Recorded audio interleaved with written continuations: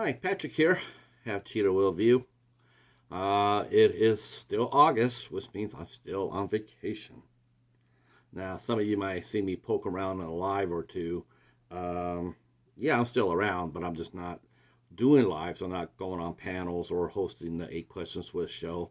I'm still doing the show with Al the Card, the Bat, and and I'm still, we're still doing the Midnight Society. Uh, I'm still putting a review up once in a while because it's good to do a review or some sort of content whenever you take a break from YouTube so you don't have to start all over again. All right, so I thought I'd do something a little different today, and I thought I would do a book review. I had mentioned during some of my library hauls, I had been looking for a series of books, recent books by Preston and Child. Douglas Preston and Lincoln Child. They're a writing team, and they have written the Pendergast novels, which the movie Relic.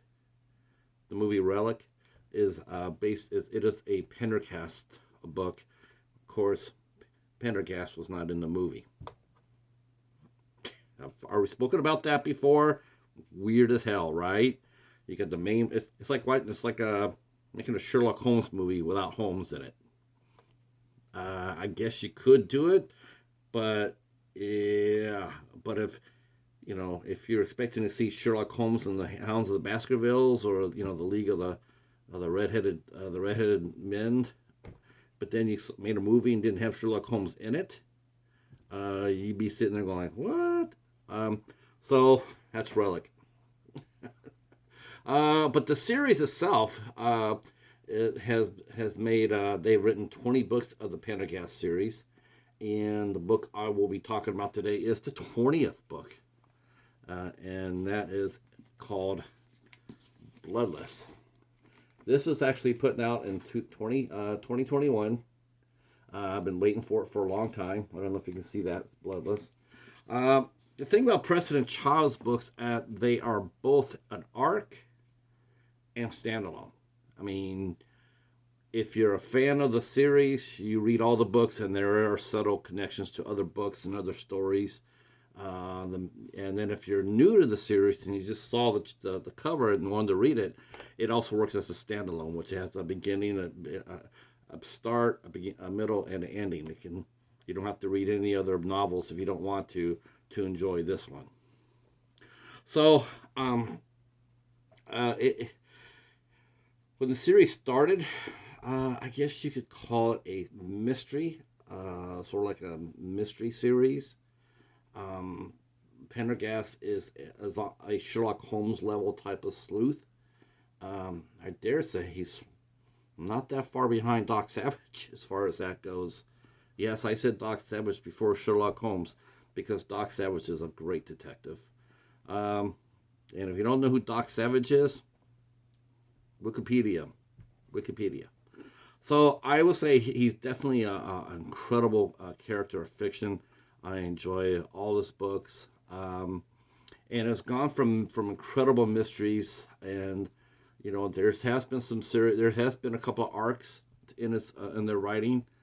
The Helen's trilogy, which is about his Pendergast had lost his wife in an accident, and then he discovers that she's still alive, and he follows that mystery, and then his brother Diogenes, he turns out to be a master bad guy, and not a Mycroft Holmes, but a serious bad guy, and there's another trilogy about that. Now, they introduced a science fiction element way back when. This is important. They introduced a character named Constance Green, who is Pendergast's ward. She is over 100 years old, but she doesn't look a day over 30. It's because she was experimented on by a mad doctor at the turn of the century in New York, and so her life has been extended. Now, that has been established pretty much from the beginning of the series. And the only reason I mention this is because this story, Bloodless, has a lot to do with what I'm going to be talking about. So there is some science fiction into the series. Some stories feature it more or less. Sometimes they feature it more, sometimes less. It sort of has. It's interesting. It's an interesting take about that. And they do some incredible adventures. I mean, Pendergast fights crazy killers, diabolical bad guys, larger than life. He also fights a lot of weird creatures. Not like a science fiction movie per se. Not like like there's just enough reality there for it to happen. Even though there is a sci-fi element to it, and he's incredibly sharp. So in this book, Bloodless, it's a little bit of continuity. The FBI, Pendergast works as a FBI agent, a freelancer. He's not assigned to any branch, any station. He's able to go across the country and do investigations as he sees fit. We don't know how or why still what got him that clearance, though there's been many others have tried to take that clearance away from him. And somehow, but he's able to do whatever he wants. And so as we pick up this story, this is a story after a book called Versus of the Dead. Now, I said these are all standalones, and they are, but they also have continuity within them too. So a couple of stories ago, the FBI wanted to investigate Pendergast because a lot of his cases end with the main bad guy dead. Though more often than not at the hands of Pendergast. He's not a killer. I mean, he's not a killer. He is a detective. The bad guys seem to just have a bad way of ending up. So they assigned him another FBI agent named Armstrong Coldmoon, who's a Lakota FBI agent, and they send a Coldmoon to shadow Pendergast, but also to find out what's he doing, how is he solving his cases. And so the two of them team up for the first time in Versus for the Dead, and that's set in Miami. Now, I have not read that book. I have read this book, Bloodless, but I know about it. So we pick up the story after Versus for the Dead. So Bloodless picks up there. We find that Coldmoon and Pendergast are done with their latest assignment, and they're looking forward to going home. Pendergast and Constance are going to New York, and Coldmoon is going to take a new position at the Denver FBI office. But the assistant director Pickett has other ideas, and so he assigns them to go to Savannah, Georgia, to investigate what they're calling the Savannah Vampire. That is where bodies are starting to show up without a single drop in them of blood. All the blood has been completely drained. And I can tell you right now that Alucard had nothing to do with it. He's innocent. Just get that out of the way. There's no bat action here. Anyway, so those two are assigned to Savannah, Georgia, and Constance goes with them. Now, the beginning of the book has it's really cool because it recounts the story of D.B. Cooper. D.B. Cooper infamously hijacked a plane in the early 70s, 1972, I think, 71, 72, and he jumped from a jet plane with a parachute with over $200,000 in it. That's right, he parachuted. He hijacked a jetliner, and he parachuted from a jetliner, from a passenger jetliner. The case has never been solved. Some money was found, but no hide or hair of him or the bulk of the money. So it's an open case. It is an open case. There's been, and that's where the story picks off. And we see D.B. Cooper hijack the plane and jump. And but in this story, he doesn't have quite the the landing that he had hoped for. So that's just a scenario for the story going forward. So Pendergast and Cold Moon come to Savannah to investigate this case, and there's also other forces in play too. There's a senator that wants instant action because it's in his state and it's given him and the state a black eye. You have a Ghostbusters team that are there trying to find Ghost, and there's also a writer there that's trying to debunk the Ghostbusting team. Um, and we have Constance, who befriends a lady who owns the hotel that they're staying at, Miss Frost. And the story really is it's a good story. It's a really interesting story. It starts off with a young man who gets killed and no blood in his body. And in investigating him, they find out that he had been doing day trading and actually made over $200 million. He had not made a single mistake. He had not lost. He made small purchases, small trades, and sold. But he was doing it in such a way not to cause ripples. And he had made $200 million and had not lost a single cent. So of course that sparks Pendergast, and that's where he starts his investigation at. It's really cool how he did it, how he does it, I really like how Preston and Child, how they think for Pendergast, how his mind works. Cold Moon is an ally now. I wish he did more in this book. I feel like he's just a substitution for another character in the series named Detective Acosta.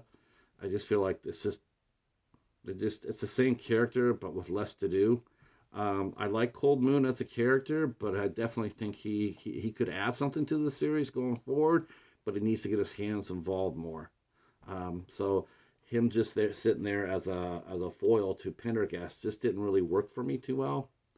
The only thing I will have to say about this too is this story really this is probably the furthest realm, the furthest drop in sci-fi fantasy that the series has taken. And quite honestly, I'm not really liking that. I did not like the twist at the end of the story. I liked the story itself in one sense, but I didn't like how it got there. I just thought it was just way too, just not rooted in reality at all. Now I know Constance has the character of Constance Green has established that they could do that. But what makes it really cool is they've done it with such a subtle line that you never know. You don't really think about it when you're reading it. But this story here does that. It really runs out the door, banging on the bell, saying, "We're gonna go into sci-fi territory," and I just think that it was a mistake. Uh, I just didn't like it. Ellen, I just thought it was just, it's just a little bit rushed, and it's not one of their finer efforts. The ending's too pat. All the right guys, all the right people that are supposed to die. Everything else, it's just, I don't know. It just seemed like they were bored, maybe. And that might be one of the reasons why they started a new series featuring two other side characters, Nora Kelly and Corey Swanson, so they can go back to more reality ground mysteries, which is a good idea. Pendergast has now gone to a little bit too fantastical, and you're starting to be really walking ground as far as reality goes. And Sherlock Holmes was just Sherlock Holmes. He didn't have any fantastic gimmicks or gadgets or anything. Now, if you want to do Doc Savage territory, then I would suggest doing that with the next book. Like, listen, here's where we're at now. We are a science fiction fantasy type mystery. That's what made Doc Savage and his Fabulous Five so it worked so well, was they solved mysteries, but they also solved a lot of science fiction based mysteries, which is really cool. It's different, um, and it's all right. I like that. There's a lot of cool mysteries involved in there, a lot of fantastic endings, a lot of creative villains. You could go a lot of different avenues with that type of writing and that kind of storytelling. But if you're basing Pendergast in a reality, like in today's world, you're gonna have to come fix that the next book, because this one here just really snaps the reality of it. It sort of threatens the whole series, in my opinion, because you're taking it from something that you could believe in, like you could see it happening. A lot of the stories are based on fact. There are a lot of stories that they based on fact, but not this one. This one here just went off the rails. Um, I mean, can I recommend this book? Oh, by all means, it's an exciting book, But if you're new to the series, definitely recommend it.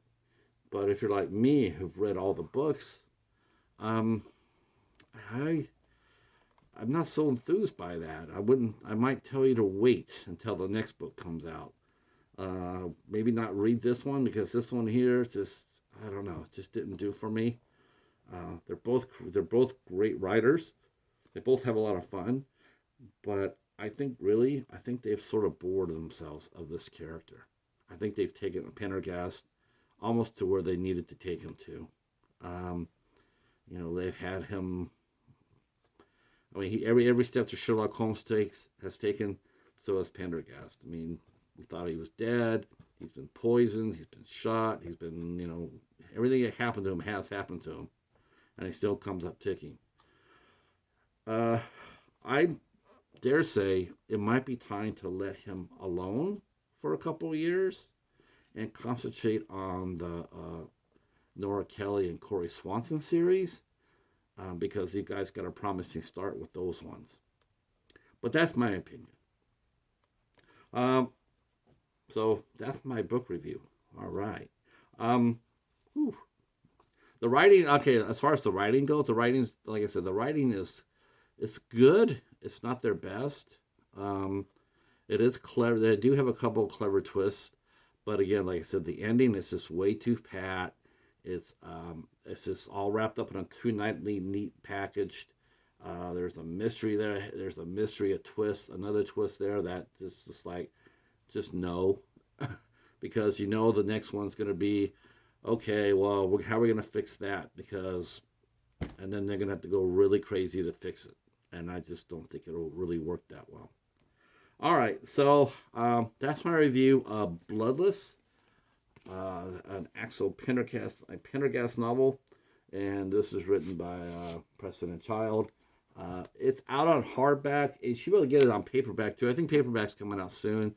I got my copy here at the library during the library sale, so you might be able to check your library and see if they have extra copies on sale. That would be helpful. This was actually donated. So thank you, whoever donated that, because I can't afford hardback books. All right. Well, that's it for my review. I know this is a long one, but it's not going to be as long as Eric's review on Ouija Shark. I can promise you that. If you're new to the channel, thanks for watching. Go ahead and give me a sub and hit the notification bell, and then drop a comment down below. If you are a Aloysius Pendergast fan, drop me a comment down below. I'd love to talk to you about the show. On a show, maybe we could do a stream or something about it, because this is one of the most interesting series out there right now. This is a great series that has a lot of fun in it, and I'd like to talk to somebody about it if they're into it. If you're a Pendergast fan, let me know, and we'll chat it up. All right, thanks so much for watching, and we'll see you soon. Peace.